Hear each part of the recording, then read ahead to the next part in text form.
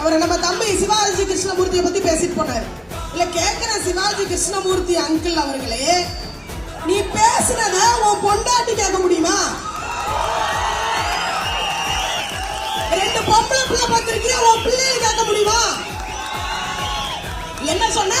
பனையூர் அலுவலகத்துக்கு போகணுமா? பனையூர் வீட்டுக்கு போகணுமா?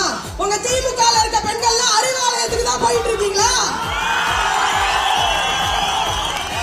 எங்க பனையூர் அலுவலகம் எங்களுக்கு கோவில், அதுல உள்ள இருக்க எங்க தலைவர் எங்க சாமிடா. நீங்க அக்கா தங்கச்சி கூட பிறந்திருக்கியா? உனக்கு அக்கா தங்கச்சி பாசனா என்னன்னு தெரியுமா?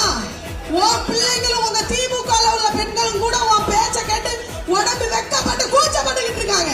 நீ எல்லாம் ஒரு ஆம்பளை, உனக்கு வெக்கம் மானம் சூடு சொரணை இருக்கா? உனக்கு உண்மையிலே நீ ஆம்பளை, உனக்கு தில்லு இருந்ததுன்னா தாவேக்கா சிங்க பெண்கள் முன்னாடி வந்து நீ பேசு. உங்களை மாதிரி தரம் கெட்ட பேச்சாளர்களை வைத்திருப்பது தாவேக்கா கிடையாது.